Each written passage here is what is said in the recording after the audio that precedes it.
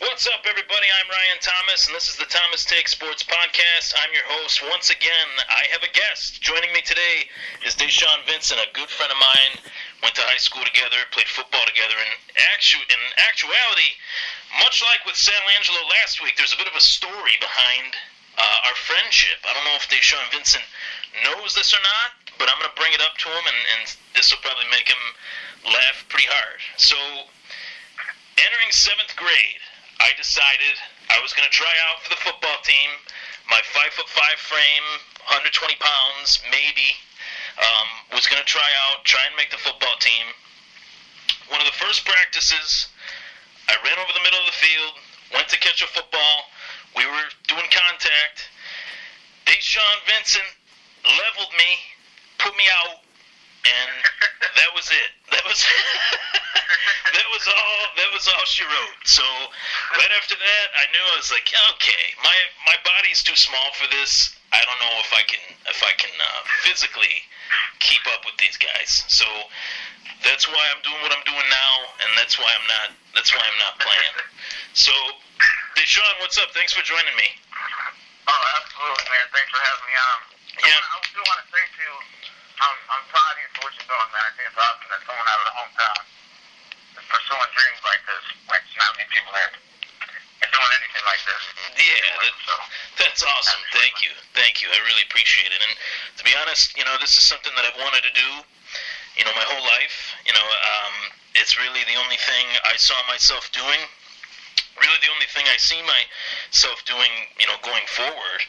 And it's been great. I decided to start, moving forward in life and taking chances and kind of just going forward, just doing what I want to do rather than what I should do. Because in life, if you're doing what you love to do, then it's not work. It's it makes life easy. So this definitely paying off. Yeah, thank you. I appreciate that. But today, Deshaan is here because Deshaan is not a Buffalo Bills fan. Deshaan is a Dallas Cowboys fan. And Deshaan wants to talk about the 2016 Dallas Cowboys, as do I. I got a lot of questions for him. Leading up to the draft, I talked a lot about Ezekiel Elliott, what I think of him as a player. And in actuality, not to toot my own horn, but I did predict that he would go to Dallas in the first round with the 4th overall pick, and he did. Deshaan, what was your initial reaction when Dallas selected, with the 4th overall pick in this year's draft, in the 2016 draft, when Dallas selected Ezekiel Elliott? What was your initial reaction? Were you excited? Did you think it was a reach? What was your take on that? To me, it was, I don't know, it was like bittersweet because I do feel like Jalen Ramsey, obviously nowadays injured, against that guy, but I feel like Jalen Ramsey was a better long-term kind of guy. Yeah. Safety like that, I feel like it's kind of rare to come around. But I feel like where Dallas is at right now, Romo is kind of almost on his way out. Jason Witten and all these older guys. So I feel like with Ezekiel Elliott, it will bring that fire back for at least until Romo's done, So Yeah. I feel like it was a great pick for where we're at right now. Reason why I really like the pick, and to be quite honest with you, I think that it's going to end up going down in this draft as the best pick of that first round. And the reason why I think that is because he's a guy that I think will truly help Tony Romo over the course of not just this year, but however many years left that he has on his career, on his body. And when Tony Romo had DeMarco Murray in the backfield in 2014 to rely on, that helped Tony Romo's numbers out immensely. Because before that, he was slinging the ball around, and the offense was solely on his shoulders. Now that he has a running back like Ezekiel Elliott, I don't even think he's 21 years old. Maybe he just turned 21. I know when he was drafted, he was 20. So, just turned 21. So he's got a long way to go. He did have that hamstring injury in camp, but he's a guy that I'm really excited for. And I know initially you were a guy that thought, Jalen Ramsey would be a good pick, and Ezekiel Elliott. It really came down to Ezekiel Elliott, Jalen Ramsey, maybe Joey Bosa. Thankfully, they did not take Joey Bosa with all the stuff that he's whining about his contract, but I'm excited. I'm excited for Ezekiel Elliott for sure, and for Dallas. I think he's gonna have a great season. In terms of like numbers wise, what do you expect for Ezekiel Elliott? To end the season, how many yards, how many touchdowns? What would you predict? Prediction? I'm predicting rookie of the year hands down. Unanimous. Simply just because of the offensive line that he has. As long as if he could stay healthy, I feel like automatically, at least fantasy football wise, it'll bring him to a top 3. Oh yeah.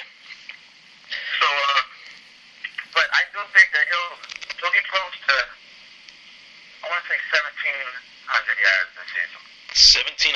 What are you saying for touchdowns? If he's got 1,700 yards, just rushing or total? No rushing. Just rushing. Just rushing? Yep, he's gonna have some finals. That would be interesting because DeMarco Murray broke Emmitt Smith's record, and Emmitt Smith had some real choice words, I would say. Or kind of a subtweet for Ezekiel Elliott during the national championship game. I don't know if you remember, but Alabama was playing not USC. Ohio State was playing Alabama, and Emmitt Smith made a tweet that said he's excited to see both running backs in today's game. Both of them play for Alabama, and I thought, wow, that's kind of a sideswipe comment. And then when Ezekiel Elliott was drafted by Dallas, Emmitt Smith acted like he was practically his son. It was interesting. I think they have a lot of similarities in a way. Yeah. I feel like leading up to the draft, a lot of Dallas fans were saying like this might be the second coming of Emmitt, blah blah blah. So I feel like someone with the stature that Emmitt Smith has, that's a little. Yeah. If there's anything about someone comparing him to any rookie running back, it's a little bit. I definitely. I thought it was a funny story, and I liked it because it was like Emmitt Smith was like, well, if he's on another team, then he's not that good. But if Dallas is going to take him, then that's okay. It was that type of like he's a part of that fraternity now. So I think that will definitely be one of the best picks of the first round. I loved it. I like firepower on a Dallas Cowboys team. That's what they're made. That's what their history kind of says that they've done. They've always had a good quarterback. They've always had a good running back. They've always had a good wide receiver, and they've always had a triplet, whether that be with Staubach and Dorsett and Pearson or Aikman, Smith and Irvin, and then obviously there was Romo, Murray, and Des Bryant for a little while. Now there's Romo, Elliott, and Des Bryant.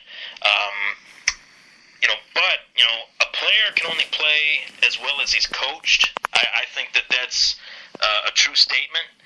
And Jason Garrett is now entering his 6th season as the head coach of the Dallas Cowboys. His career wins and loss records in Dallas is 45-43. 3 times he's been 8-8.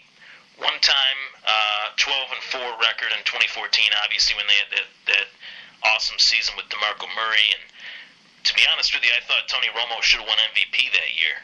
I definitely thought that. I really did, and I'm not just saying that just to say it. I thought, most valuable player would probably be either Murray or Romo. I thought one of those guys would be on the team or be the choice for the MVP.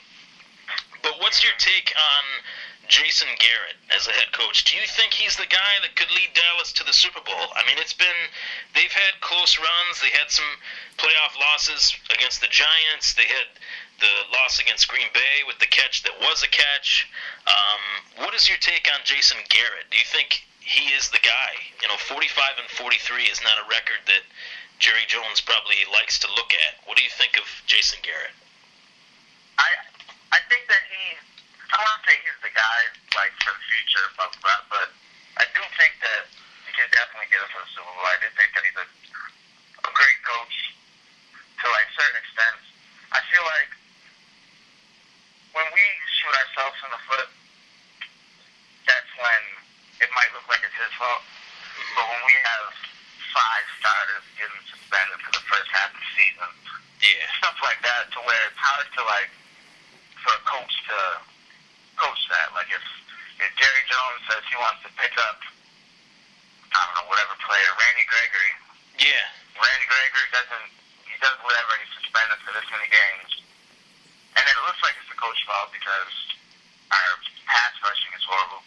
But I feel like we just shoot ourselves in the foot more than anything. But I do think that our coaching is pretty good right now as long as Jerry stays in the box.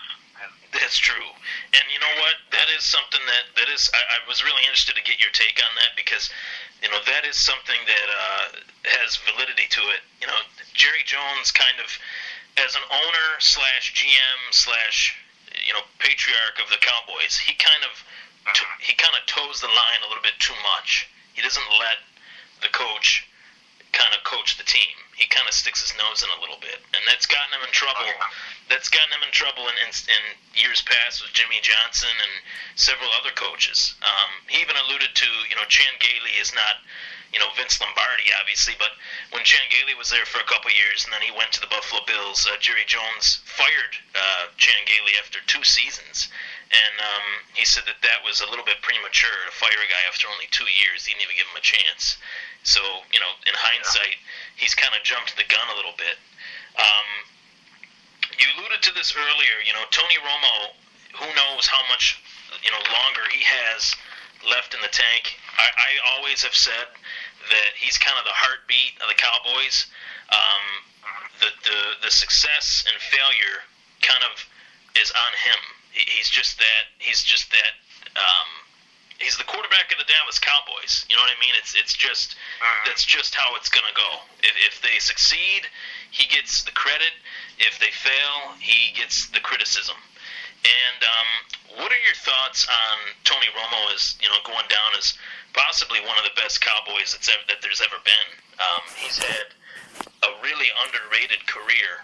And no one really mentions him as one of the guys that's one of the best in the league. When he's healthy, Dallas is a contender. What's your take on the career of Tony Romo and how he's kind of underappreciated as an NFL quarterback?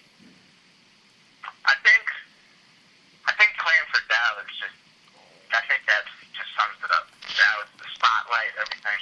And like you said, you get the praise if you win, but then get criticism if you lose. When it might not even be his fault.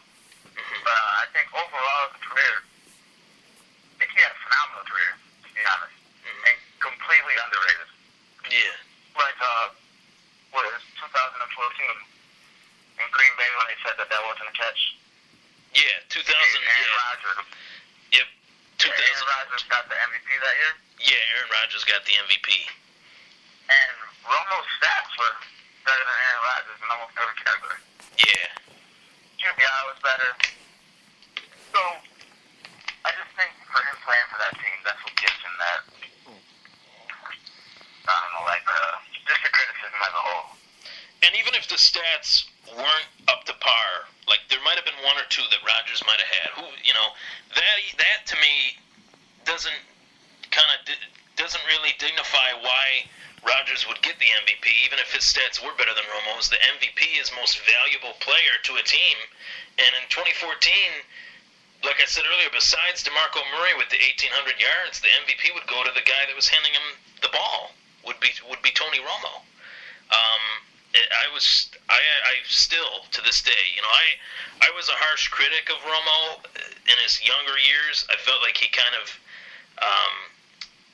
wasn't really as professional as you would expect. Like, there was a game against Buffalo where he had his struggles. He threw those 5 picks, and he didn't really credit Buffalo's defense. He wasn't really the typical professional, but I think he was just kind of young, and I honestly don't think he expected to have the career that he's had.